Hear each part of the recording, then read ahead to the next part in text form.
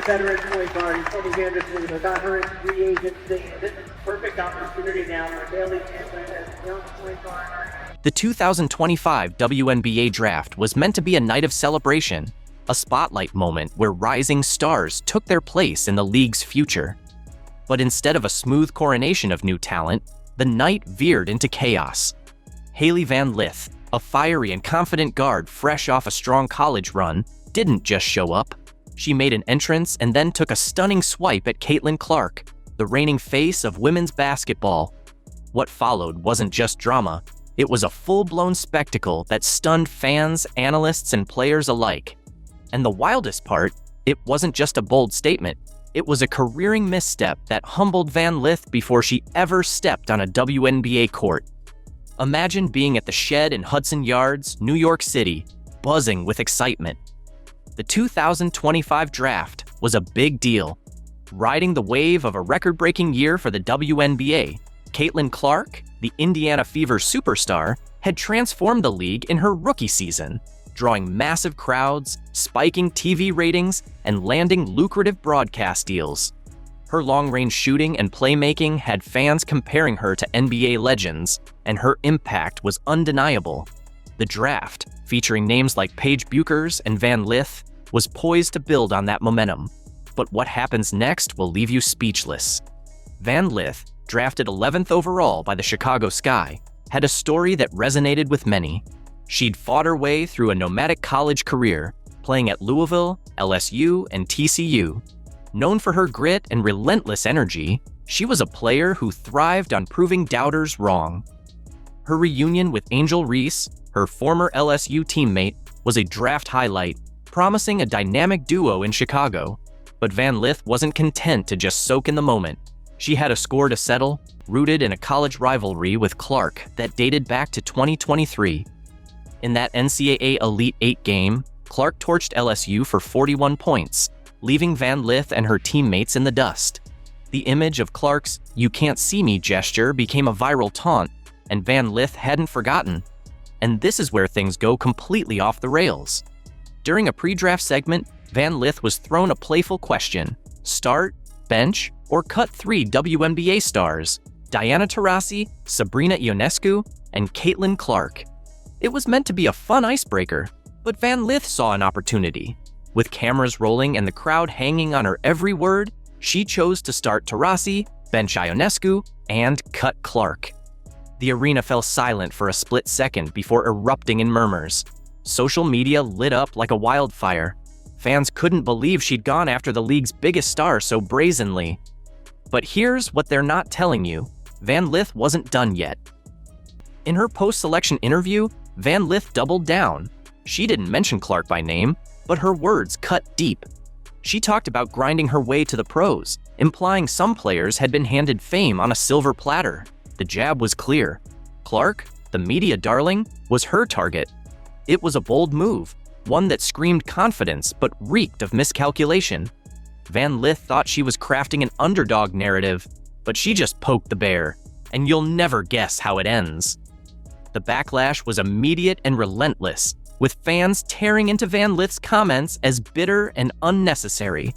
They flooded the internet with stats comparing her college career to Clark's. Van Lith's numbers were solid, nearly 20 points a game at Louisville, 18 at TCU. But Clark's were otherworldly. She'd rewritten the NCAA record books, becoming the all-time leading scorer while leading Iowa to back-to-back national championship games. Her stat lines looked like they belonged in a video game, and her impact went beyond the court, selling out arenas and boosting the WNBA's profile. And just when you thought it couldn't get worse, the WNBA community piled on. ESPN analysts were floored. One called Van Lith's comments envy dressed up as confidence. Another pointed out the irony. Clark's rise had made the 2025 draft the second most watched in WNBA history. With 1.25 million viewers tuning in, by shading the player who'd put the league on the map, Van Lith wasn't just starting a rivalry, she was alienating the very fans and players she'd need to succeed. Even current WNBA stars took notice, with some quietly unfollowing Van Lith on social media. The message was clear: you don't come for the queen unless you're ready to back it up. But what happens next is truly insane. The real gut punch came from Clark herself, though not in the way you'd expect. While Van Lith's words were dissected online, Clark stayed silent. No tweets, no interviews, no petty clapbacks. Instead, she let a single moment speak for her. A cold, knowing smile caught on camera as Van Lith threw her shade. It was the same look Clark had worn in college when opponents tried to get under her skin, right before she buried them with a deep three. Days later, she was spotted at a youth basketball camp, coaching kids and signing jerseys for hours. The contrast was stark. Van Lith was chasing clout while Clark was building a legacy. And here's where everything changes. Just weeks after the draft, Clark made headlines by stepping onto the court during a Pacers game to toss out merch, stealing the spotlight in the process. No other rookie had ever drawn this much attention. In a preseason matchup, she reminded everyone why she's the league's biggest attraction, dropping 28 points, handing out 8 assists, and pulling down 5 rebounds.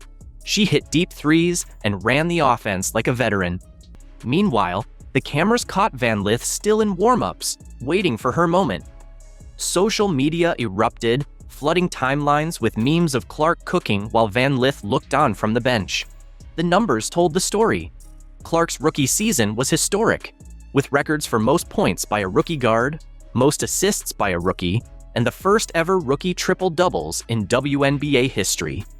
She was named Player of the Month and Rookie of the Month in the same month, a first in league history. Van Lith, meanwhile, had yet to log a single professional minute. Stick around because this next part is huge. The WNBA community didn't hold back. An anonymous player reportedly said, "You earn your place with buckets, not by running your mouth on draft night."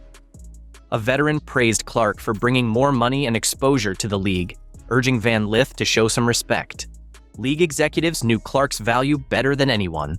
Ticket sales had skyrocketed over 300% since her draft declaration, and her merchandise accounted for nearly half of all league sales. New broadcast deals with ESPN and Amazon, quadrupling primetime exposure, were tied directly to her star power. Clark wasn't just a player, she was a one-woman economic engine. And if you think that's bad, just wait, because Van Lith's troubles were just beginning. Behind the scenes, the fallout was brutal. Reports emerged that multiple teams had passed on drafting Van Lith, wary of her attitude and potential to disrupt locker room chemistry. One scout, speaking anonymously, said she was talented but no Caitlyn, and teams didn't want drama over production. The Chicago Sky took a chance on her, banking on her connection with Reese to smooth things over. But even that came with pressure. Reese had navigated her own rivalry with Clark, learning to share the spotlight. Van Lith, it seemed, was still chasing it. And the final twist? It's something no one expected. The WNBA season opener pits the Sky against Clark's Fever, and it's already the most anticipated game of the year. For Van Lith, it's a chance to prove her words weren't empty. But the pressure is crushing.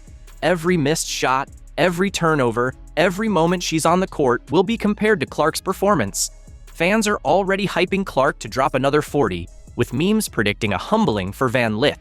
Her draft night comments didn't just start a feud, they set an impossible standard for a rookie yet to prove herself. And by the end of this, you'll understand why this is so important. Clark, meanwhile, remains unfazed. She's not here for the drama or the headlines. She's in the gym, as shown by her going 50 for 54 from 3 on her birthday. Her focus is on championships, not sound bites. Her rookie season set records, fastest to 100 three-pointers, most assists in an all-star game, and countless franchise milestones. She's not just a star, she's the league's future. With teams reshaping marketing plans and cities bracing for sold-out games when she's in town, Van Lith's jab may have earned her a few retweets, but Clark is earning respect. One jumper, one pass, one packed arena at a time. For Van Lith, the road ahead is steep. She didn't just pick a fight, she picked the wrong one. The WNBA isn't college, where rivalries can thrive on trash talk alone. This is a league finally gaining traction thanks to Clark's hard work and humility. By trying to tear her down, Van Lith misread the room and painted herself as the antagonist, before earning the right to be a rival. Every game she plays will be a referendum on her draft night words, with fans and analysts ready to pounce on every misstep. You'll want to see this through to the end. Trust me. As the dust settles, one thing is clear. Caitlin Clark doesn't need to respond with words. Her game speaks louder than any interview could. Van Lith, on the other hand, has a lot to prove. When the Sky and Fever face off in May, the scoreboard will tell the real story. And that's where everything clicked into place. Because in the WNBA, talk is cheap, and Clark is already cashing checks with every bucket. Is the Van Lith Angel Reese matchup a threat to Caitlin Clark's Indiana Fever? Let us know what you think in the comments section below. Actually, a workout video with Brianna Turner and Caitlin Clark. Now, this is the first video where we've seen two players working out together from this team, so I want to live react to it with you guys. So obviously, Coach KP is there. I feel like he never leaves the gym. You have Caitlin coming across the screen for a three. It looks like with all of these, they're working on a screen and roll with Brianna. Just when it seemed like the WNBA drama had settled down, chaos returned with a vengeance. And who's at the center of it all? You guessed it, Angel Reese. Her former teammate, Brianna Turner, was recently seen working alongside none other than Caitlin Clark in Indiana. And let's just say, Angel isn't exactly cheering from the sidelines. The internet went wild, and honestly, this storyline has it all. Petty feuds, unresolved grudges, and enough jealousy to fuel a reality TV show for seasons.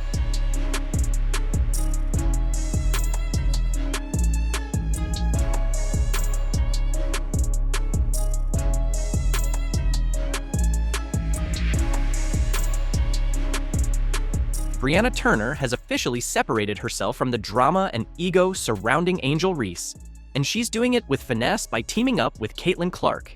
Let's be honest, it's like leaving a chaotic house party and stepping into a peaceful luxury spa. The difference in energy is clear. Suddenly, Turner is thriving. Who would have thought? Choosing professionalism and skill over the noise and distractions seems to be the winning move. So, lads, it's looking like the Indiana Fever have signed a perfect player to have beside Caitlin Clark, Aaliyah Boston, Kelsey Mitchell, Dwana Bonner, Tasha Howard, Sophie Cunningham, Lexi Hall. Who else? Sydney Colson still on this team, Damaris Dantas, and whoever they draft in the second round. Now, picture Angel Reese, likely scrolling through Instagram, jaw tight with frustration, as she watches her former teammate cozy up with the very player she's been throwing passive-aggressive jabs at since their college days. If jealousy were a sport, Reese would be in the running for gold. She always saw herself as the main character, the face of the league. Yet here's Turner, choosing Caitlin Clark over the Bayou Barbie swagger. And of course you have Caitlin. She had such a phenomenal rookie season, so many great accolades.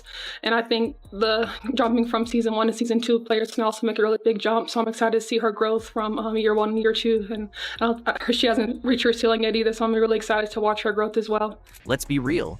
Reese probably thought Brianna would stay loyal, supporting her drama, lingering in her shadow, and feeding into her narrative. But instead, Turner hopped on the first train to Indiana, where the vibe is positive, the chemistry is strong, and the focus is purely on basketball, not side eyes and social media beefs. It's almost like some people actually care about winning, not just trending.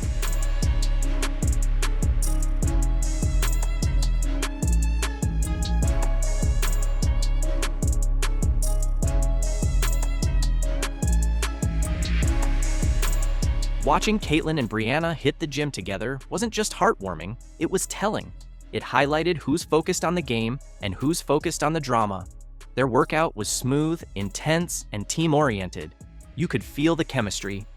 Meanwhile, Angel's recent performances have felt more like a monologue no one asked for, filled with dramatic pauses, exaggerated reactions, and very little substance. Angel Reese, 3-on-3. Let's get it! Hey, we back like we never left. Angel Reese in the post. Gonna work number 5. Shake and bake. Earthquake. Bang! Hey, Angel, you had all off season to get in the lab, fix your lamps, but what did you do? More podcasting. Layup. And let's not overlook the blow to Angel Reese's public image. The player who once proclaimed herself the face of women's basketball is now left on the sidelines, watching as her teammates join forces with the true game changer. Caitlin Clark is out there building connections, forging alliances, and elevating her team. And now, Turner's right there with her. Meanwhile, Reese is stuck with the same tired antics and a shrinking circle of support. You just know Reese saw that footage of Turner and Clark and immediately went into damage control mode, probably typing a cryptic tweet like, "Loyalty hits different," or preparing a carefully curated photo dump with dramatic lighting to stir up attention. But let's be real, we all saw what went down, and so did the rest of the league. How are you feeling about being in Indiana and joining the team? I'm really excited. I followed a lot of these players throughout their college careers and professional careers, so it's kind of like full circle moment to be on the same team with a lot of these players again. Tell me what it was like that, what went into your decision to come here and join what's being built here at the Fever? I think that the front office and the staff just really had a vision in place, and I felt that I could really complement their vision. Reese's ego might be hurt, but Brianna Turner's career just got a fresh boost, and all it took was stepping away from the drama and linking up with someone focused on elevating the game. That move says a lot.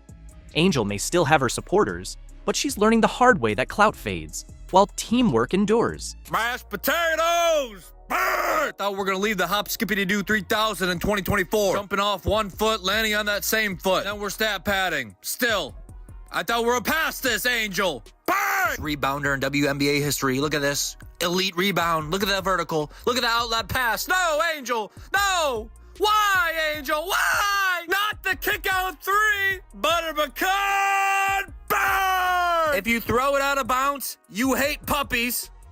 What? She a playmaker. She's a point queen. Point queen. She making plays for the other team. Bang! Caitlin Clark's not the only one that can make cool passes. I can do it. Me too. Maybe, just maybe, Angel Reese should try something revolutionary for once. It's called humility. Shocking, right? Imagine prioritizing your team instead of turning every game into a personal highlight reel. Picture Reese sharing the spotlight rather than hoarding it like her legacy depends on it, and playing the game as a teammate, not a solo act with a chip on her shoulder.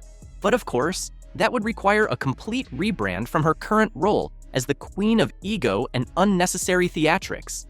So, while Reese continues rehearsing her next emotional press conference or planning her next media stunt, let's raise a glass to Brianna Turner and Caitlin Clark, two players who truly understand the value of teamwork. Talk about you on the court. Like, what sort of attributes do you think you're going to bring, and where will you, add to the Fever from last year to this year? Yeah, I think I'm really just like a calming presence. I feel like I never get too high or get too low. People are like, why don't you smile more? Why don't you get excited? I'm like, I'm just chilling. I'm vibing. Like, I feel like I'm really an observer. But I am really competitive as well. I like to run the floor, like to play defense, like to win. And I think the Fever was a place to be if I wanted to win. Just when we thought the WNBA offseason had given us all the drama it could muster, Brianna Turner swooped in with the ultimate plot twist. Remember when, not too long ago, Turner was throwing those subtle jabs at Caitlin Clark online? Oh, we all remember. The tension was palpable. But now, fast forward to today, and you'd swear they've been best friends for life. The way they're smiling in training photos, seamlessly vibing together on the court, it's as if they've been a dynamic duo from the start. It's giving frenemies to finals energy, and the internet? Well, they're absolutely eating it up. Meanwhile, poor Angel Reese is left standing awkwardly in the background, like the third wheel nobody invited to the party. It's a sad sight, really. Her presence barely felt while everyone else moves forward, building alliances, making plays, and embracing the future. Talk about being left behind. The tables have turned, and it's playing out in front of us, drama and all. Cheryl Swoops, this is kind of what you get for kind of not jumping on the tide, jumping on the boat. You were supposed to go and elevate with this whole situation. Your broadcasting career, everything, Cheryl. Your podcasting, whatever you do, you're supposed to be elevating. But instead, you decided to show hate, very clear hate towards Caitlin Clark. Did you really think you could spread falsehoods about Caitlin Clark for an entire year and keep your broadcasting position? That's the question no one had to ask Cheryl Swoops, because the answer is clear. she's been officially removed from all WNBA broadcasts for the 2025 season. She got fired, but it looked like you got fired, bro. It looked like she got fired. I just gotta keep it real. It looked like she got fired. The dismissal isn't about just one poor opinion or a single mistake. It's the result of a deliberate campaign targeting the WNBA's rising star, and the league has finally had enough. Curious about what actually happened behind the scenes? In this video, we'll dive into the details of the situation, how she's handling the fallout, and why she ultimately lost her job. Ready to find out? Let's get into it. I won't be missing you broadcasting the games, because when you broadcasted the games, it was so hard for you to mention Caitlin Clark. How are you up there talking about, you kept mentioning, oh, the Indiana Fever are doing this. Oh, Kelsey Mitchell and the Indiana Fever. Oh, Aaliyah Boston and Kelsey Mitchell and those girls are doing. Oh, you had such the hardest time mentioning Caitlin Clark's name. Why? I don't get it. I really don't know. Did you know Sheryl Swoopes has a history of getting fired? Before the recent broadcasting controversy, she had already built a concerning track record that goes back years, while her Hall of Fame playing career earned her recognition as one of the WNBA's trailblazing stars. Her career after basketball has been marked by a recurring pattern of troubling behavior. Loyola University basketball coach Sheryl Swoopes, she's under investigation, accused of mistreating players. College coach is not only under fire, but under investigation after reports that the majority of her roster has decided to leave. The warning signs were impossible to ignore at Loyola University in Chicago. In July 2016, Swoopes was let go as head coach after a mass exodus of players, something that should have set off major alarms for anyone thinking of hiring her again. What kind of coach loses 10 out of 12 returning players in just one season? That's not typical turnover. That's a full-blown crisis in your program. That she mistreated players. It was the environment she had created.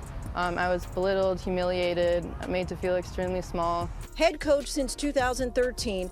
Last year, 5 of her players reportedly transferred to different programs. And this year, a reported 10 of the team's 12 players aren't planning on coming back. Former Loyola player Kate Sohn didn't hold back when discussing Swoopes' coaching style.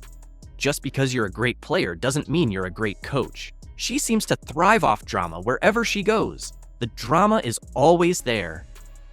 Other players spoke about an emotionally unstable atmosphere, where Swoopes would cry during games and practices, threaten scholarships, and share personal details inappropriately. Being a great player doesn't guarantee success as a mentor, and Swoopes clearly shows how that disconnect can manifest. Former Loyola basketball player Kate Sohn says Swoopes caused the players to live in fear, that she routinely threatened that they would lose their scholarships or she would cut them from the team. It made it hard to play. It wasn't about working hard and having fun anymore. It was about surviving. The situation with Lauren Hibbert stands out as particularly troubling. Hibbert claims Swoopes pressured her into signing a medical hardship form, which ended her athletic career, with the false assurance that she would stay on as a team manager. When Hibbert later found out she wouldn't even be traveling with the team, the sense of betrayal was complete. This manipulation led to formal complaints and ultimately played a role in Swoopes' dismissal. Fast forward to 2024, and we see the same dismissive and unsupportive behavior aimed at Caitlin Clark. During her infamous February appearance on Gil's Arena, Swoopes couldn't even get basic facts right. She wrongly stated Clark was in her 5th college season, when it was actually her 4th. She also claimed Clark took 40 shots per game, a gross exaggeration considering Clark averaged 22.7. These weren't mere mistakes. They seemed deliberately intended to downplay Clark's accomplishments. Caitlin Clark right now probably takes about 40 shots a game. Carry on. I know you like that. Hell yeah. I said that because when she comes to the league, regardless of what team she goes to that has vets on that team, she probably ain't gonna get 40 shots a game. What was even more telling was Swoopes' dismissive tone when discussing Clark's record-breaking achievements. She remarked, "So is it truly a broken record? I don't know. I don't think so." When asked about Clark's potential in the WNBA, Swoopes bluntly stated, "Will Caitlin Clark come into the WNBA and do what she's doing right now immediately? Absolutely not. Not going to happen." The disdain was unmistakable. You asked me about Caitlin. If you're going to break a record, to me, if it's legitimate, you have to break that record in the same amount of time that that player set it. Okay. Right? So if Kelsey Plum set that record in 4 years, well, Caitlin should have broke that record in 4 years. But because there's a COVID year, and then there's another year, you know what I mean? So she's already had an extra year to break that record. So is it truly a broken record? These weren't isolated incidents, but part of a year-long campaign that revealed more about Swoops than about Clark. The pattern is clear. When others succeed or challenge her authority, Swoops responds with hostility rather than support. Whether it's college players transferring in droves or a rising star shattering records, Swoops seems unable to celebrate others' success without feeling threatened. This toxic behavior eventually caught up with her at the Dallas Wings, where her commentary became too controversial even for a league that usually defends its legends. The consistent threads between her firing at Loyola and her removal from broadcasting paint a picture of someone who has never learned to adapt or grow from criticism. So, what really happened with Dallas last year? And then obviously you guys remember last year when Dallas had to pretty much say, hey, you can't broadcast the Indiana Fever game after the little comments and things you had the game before or something like that. Yeah, I believe it was that. And Nancy Lieberman was the one who pretty much confronted Cheryl Swoops about the whole situation and let her know, like, hey, you know, we got to keep it this, we got to keep it that, keep it about basketball. The Wings broadcast controversy wasn't just about Caitlin Clark. It was about Swoops making enemies in all the wrong places. When basketball royalty starts publicly calling out one of their own, it's clear something major is happening behind the scenes. That's exactly what occurred when Swoops found herself in the crosshairs of two of basketball's most influential figures, Stephen A. Smith and Nancy Lieberman. You know basketball. You know basketball better than me.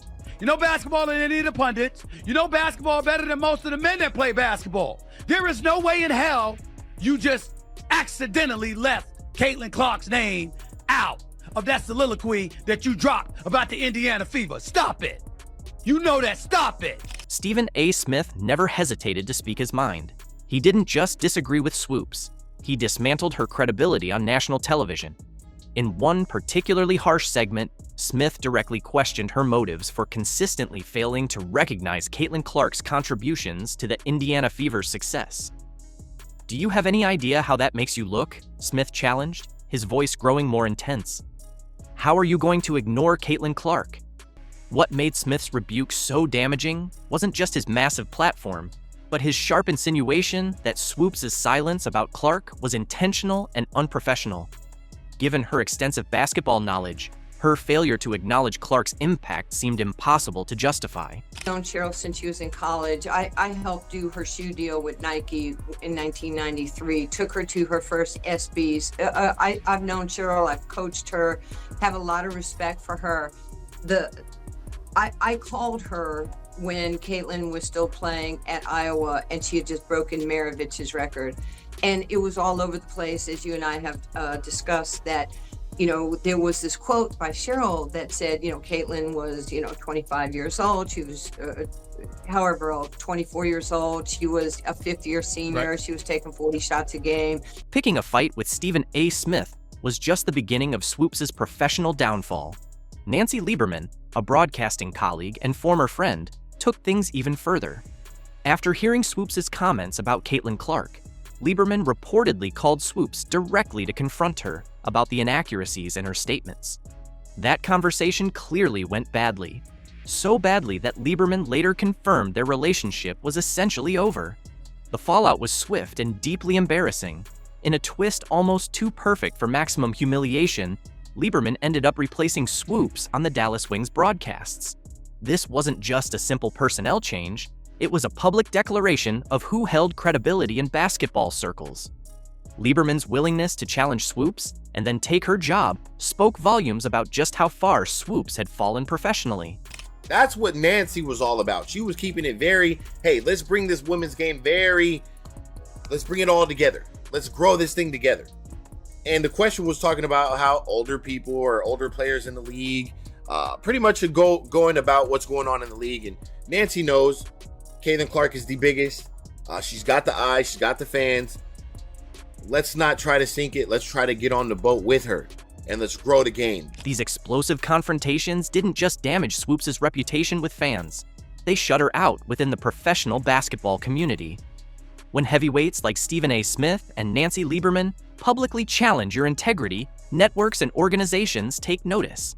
For the Dallas Wings and their broadcast partner, these feuds likely confirmed what viewer complaints had already hinted at. Swoops had become more of a liability than an asset to their brand. With all this baggage weighing her down, how will it affect Swoops in the 2025 season? Speaking of United Center, it'll also play host to a pair of WNBA games for the first time this season. The Sky announcing their matchups, hosting the Indiana Fever. Will be moved from Wintrust to the UC, has about double the capacity, so more tickets available to watch Caitlin Clark. Why are only Caitlin Clark's games being moved to the United Center? Angel Reese recently expressed her confusion to reporters, visibly puzzled by the Sky's choice to upgrade venues exclusively for the Indiana Fever. The answer may sting a little, but sometimes the truth isn't easy to hear. Well, what I do realize is that as of right now, no other Chicago Sky game have been moved to the United Center, except for one, Indiana Fever. When a phenom forces teams to move games because 10,000 seats won't cut it, that's not just star power, it's economic reality. The Indiana Fever set an all-time attendance record last season with nearly 341,000 fans, while Angel's Chicago Sky are nowhere near that. Yet she still thinks they're equally responsible for growing the game. We've got all the receipts on this embarrassing arena situation that has Angel fuming. So it looks like the Chicago Sky have finally done what we've been asking for, which was to schedule the games against the Fever at the United Center. And also, in case you weren't already aware, the United Center is the biggest basketball arena in the country. Both home games against the Fever have been scheduled at the United Center. Did you catch how fast the Chicago Sky moved only Indiana Fever games to the United Center? The WNBA world is buzzing because the Sky are relocating two key matchups in 2025, both against Caitlin Clark and the Fever. This isn't just a venue change, it's a statement. With Caitlin coming to town, man, all these teams are going to cash in on that. It's just the nature of the business at this point. One fan saying, let's go Fever, taking over the United Center. I can't wait. The Angel Reese effect, no. They know better than to leave free money on the table when the face card comes to town. Yeah, man, because we remember last time Caitlin Clark was there, bro, the arena erupted. What's fascinating here is the timing. The Sky played their entire 2024 season at the 10,000-seat Wintrust Arena, even during Angel Reese's rookie year.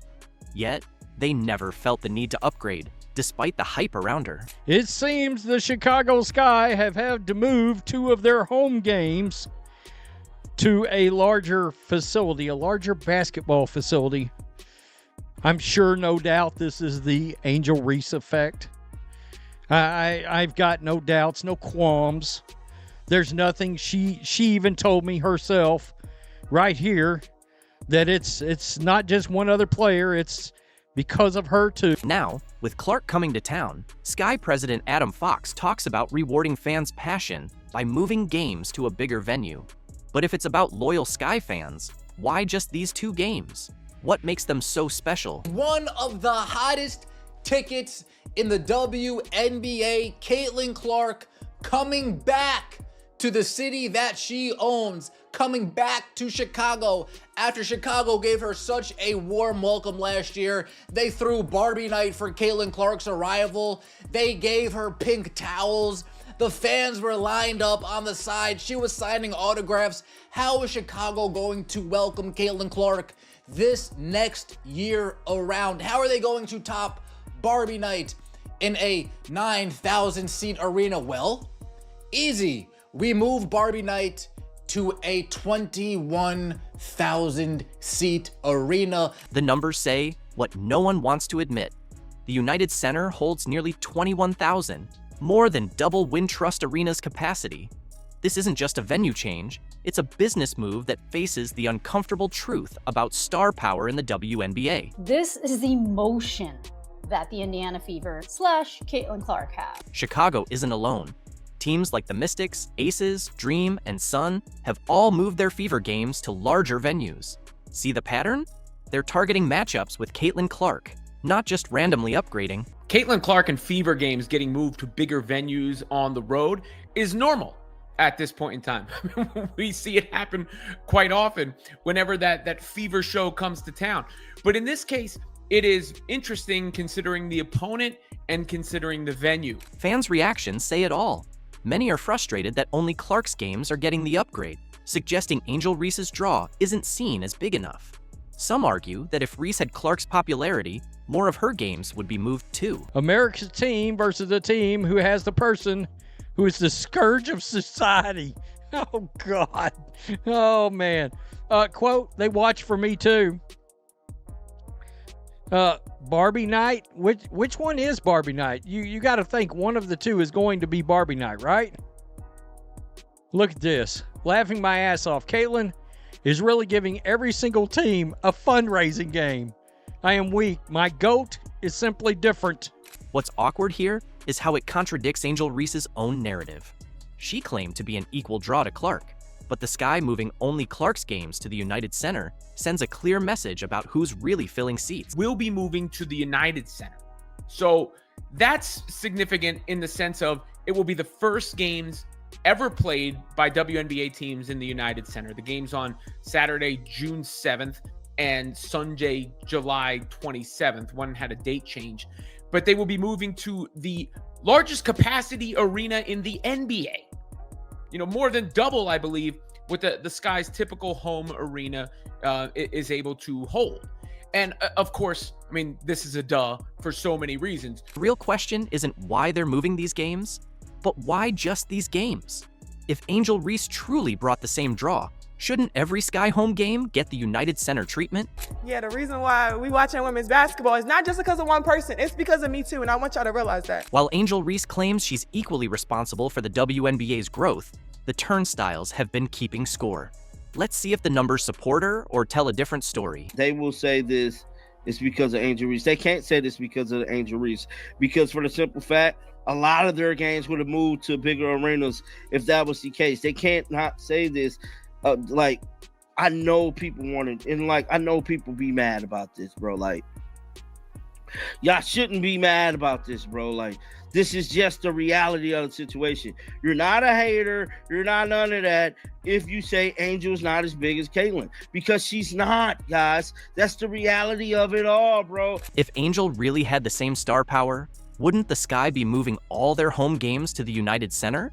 Wouldn't every game featuring Reese be a sellout? Logic says that's what should happen if her claims were true. Last year, the Indiana Fever were in Chicago, and a lot of us were asking, why aren't they putting this in the big arena? Are they really that stubborn that they're ready to just turn away dollars just for a narrative? Seems as if they got their end of their year report, looked at the bottom line and said, you know what? Slam shut. In 2025, we're going to be in the United Center. Last season's numbers tell a clear story. The Indiana Fever shattered the WNBA's home attendance record with over 341,000 fans in 2024, 36% more than the previous record set by the New York Liberty in 2001. This wasn't just growth. It was a seismic shift in how many people are paying to watch women's basketball. And the Fever are going to be over 200,000 higher than the next highest total attendance in league history. Clarkonomics, my friend! Real shocker? The Fever broke 20,000 attendance 3 times in 2024. The Sky, with Angel Reese, never did. In fact, Chicago's attendance record dates back to 2016, when Angel was still in high school, years before her college debut. Guys, I'm telling you, when Caitlin Clark comes to town, put it in the big arena, because she is box office, and it is going to be big money. Big, not even just the ticket sales, merchandise sales, concession stands, parking. Dude, they are racking in money from every area when Caitlin Clark comes to town. So, of course, the Chicago Sky, Oh, fine. I guess I'll milk that well until it's dry. The gap is clear in head-to-head matchups. When Clark and Reese faced off, ticket prices skyrocketed, with some seats reselling for thousands. But games with just Reese don't command the same demand. Sky tickets for next season are still cheap, while Fever games are already sold out. There's a very thin line between hate and facts, and what I believe to be the case is that there was incremental growth in the WNBA comparatively to the exponential growth we are seeing now. What I'm about to tell y'all I haven't heard before, so I doubt you have either. Before the 2023 season, the WNBA had grown by 40% viewership from 2022 to 2023. But with Caitlin Clark's arrival, it's grown by 400% viewership. Angels games averaged 9,000 fans last season, half of the Fever's 17,000. The WNBA saw a huge attendance spike with Clark, and the Fever averaged 36% more fans on the road. Even the league admits Clark drove over a quarter of last year's revenue. That's not just star power, that's game-changing influence. Yeah, let me tell you about Caitlin Clark. Yeah. Caitlin Clark has brought so many eyes to women's basketball that it's amazing. A dude named Acho, I forgot his first name, is something Acho. Emmanuel Acho. Yeah. He showed how in 5 days before the draft, she made the WNBA more money than they would have made in the next 5 years without her. This isn't about undermining Angel's talent. She has her own following.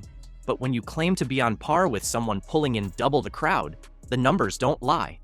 There's a big difference between claiming to draw fans and actually filling seats. Again, as of right now, to my knowledge, that what I've seen, no other Angel Reese games have been moved due to potential attendance for said game. I mean, I'm just pointing that out. I'm not sure if you're allowed to. I've been told, Angel Reese told us it was because of her too. They're coming because of me. Sky aren't about loyalty, they're about business. Basketball franchises rely on revenue, and when one player draws significantly more fans, it's clear which way to go. It's not favoritism, it's about following market demand. Caitlin Clark is a proven draw, and the Sky are making smart, revenue-driven decisions. In business, numbers matter more than any narrative. First person I can honestly say that looks like Steph Curry. Like, she's not guardable right now, and she can hit almost any shot from the outside. Almost any. How much of a power she is out there on the court. The cool part is the way that she plays and her range and the level of difficulty on her shots is obviously a very close comparison. From long-range shots to lasting influence, Caitlin Clark isn't just setting records, she's shattering them. Surpassing even Steph Curry's iconic three-point average, she's reshaping the future of basketball. But what happens when Caitlin Clark crosses paths with Steph Curry's legacy? Do you think Caitlin Clark could beat Steph Curry in a three-point contest? That's tough. Shooters can have an off night. You just never know. Caitlin has no conscience where she pulls from. Steph has no conscience where he pulls from. Been doing it for a long time, so can never go against Steph. Steph has been doing it for a long time. Recently, Caitlin Clark has solidified her place in basketball history, and it's not just because of her scoring ability, it's where she scores from. New stats show that Caitlin Clark now holds the record for the longest average three-point range, an incredible 28 feet. I think the WNBA narrative right now is Caitlin Clark, and I think that's a good narrative, but it's also not the only narrative. Caitlin is an amazing generational talent, and she's going to do amazing things. You're the number one pick. People are going to go after. This remarkable accomplishment not only surpasses the previous record held by NBA legend Steph Curry, but it also sets a new, higher standard for shooting excellence in basketball. By pushing the boundaries of what was once thought possible, Caitlin Clark has redefined the range at which players can score, inspiring future generations to aim even further. Do I need to call you the female version of Steph Curry, or do I need to call Steph Curry the male version of Caitlin Clark? I think I'll just be the female version of Steph. At just 22 years old, Clark's achievement is far more than a statistical outlier. It's a reflection of her unmatched skill, court awareness, and unshakable confidence. As the all-time leading scorer in college basketball, regardless of gender, she has already left an indelible mark on the game. With her new record-breaking 28-foot average, Caitlin Clark has not just added a new statistic to her resume, she's fundamentally redefined what it means to be a sharpshooter in the modern era. To put her accomplishment into perspective, Steph Curry, widely considered the greatest shooter in basketball history, boasts a three-point range averaging around 27 feet. At the time, that seemed untouchable. Curry's range revolutionized the game, sparking an era of deep shooting and permanently changing the way basketball is played. But now, Caitlin Clark has pushed that boundary even further, raising the bar to new heights. I love me some Steph Curry. Steph Curry is the greatest shooter in the history of basketball. However, Clark has taken that revolution even further, stretching the boundaries of possibility with an additional foot of range that makes her a constant threat the moment she crosses half court. This is no accident. Clark's shooting range is the result of years of dedicated training, an innate basketball IQ, and an unwavering competitive spirit. Her shooting form is a perfect balance of precision and power, enabling her to effortlessly launch shots from well beyond the arc. But what truly sets her apart is her fearlessness. Clark isn't afraid to take shots from distances most players wouldn't even think about. Whether it's a contested three in the final seconds of a game or a casual pull-up from 30 feet on the fast break, she makes what seems impossible look completely effortless. Shout out to Caitlin Clark. She's a certified bucket. To quote Shaq, I was not familiar with her game. I respect her game. She's a fucking baller. She was pulling up like Steph Curry from deep. But I just got one question. Matt, do you think you can beat Caitlin Clark in one-on-one? Absolutely not. Nobody here can. I'm busting her ass. You wild. Shit. You wild, bro. This record also speaks volumes about the evolution of women's basketball. Clark's success stands as a powerful testament to how the game has progressed, with athletes consistently pushing the limits of what's possible on the court. Her remarkable shooting range has drawn comparisons to Curry, but it has also established her as a trailblazer in her own right, showing that women's basketball is just as dynamic, innovative, and game-changing as the men's game. I think Steph Curry made the WNBA watchable. Caitlin Clark, baby. The way that Caitlin Clark was playing was a very digestible form of basketball. But now this girl out of nowhere is playing like Steph, and it was still digestible. Meanwhile, Clark has reached this milestone in an era where defenders are more focused than ever on limiting long-range threats. Opponents specifically game plan to neutralize her, yet she continues to excel, constantly finding ways to create space and sink one clutch shot after another from deep. Her 28-foot average isn't just a number, it's a declaration of dominance. As Caitlin Clark keeps breaking records and exceeding expectations, the basketball world is left to wonder just how much further she can push the boundaries of shooting. Is there anybody in the NBA under the age of 30 that's a bigger name, bigger jaw, bigger star than Caitlin Clark? For now, one thing is clear. Clark has not only surpassed Steph Curry's legendary mark, but has firmly established herself as one of the most transformative figures in basketball.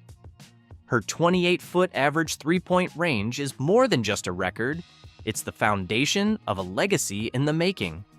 Caitlin Clark isn't just redefining the game of basketball, she's reshaping its entire business model. The sharpshooting sensation, already celebrated for her historic three-point average that outpaces even Curry, is demonstrating that her influence extends far beyond the court. I mean, honestly, $1,000 for a family of four to go to a WNBA game. That seems wild. It really does. The Clark effect. Clark now represents an incredible 1/4 of all WNBA merchandise and ticket sales. This remarkable achievement highlights her power to attract fans, drive revenue, and become a true game changer for women's sports. Moreover, in a league that has long battled for visibility and equality, Clark has sparked an unprecedented wave of fan engagement. From jerseys bearing her name to arenas packed with fans chanting in her honor, Clark is more than just a player. She's become a movement. Caitlin Clark, her style of play it's not just her individually as a person or what skin color she is. I think it's, more so about her style of play, her playing. According to reports, her merchandise sales alone make up nearly 25% of the WNBA's total revenue in this category, an extraordinary figure that speaks to her unmatched popularity. Whether it's fans buying her iconic number 22 jersey or scooping up exclusive Caitlin Clark-themed collectibles, her appeal is undeniable. The same goes for ticket sales. Clark's games are an event, consistently attracting record-breaking crowds.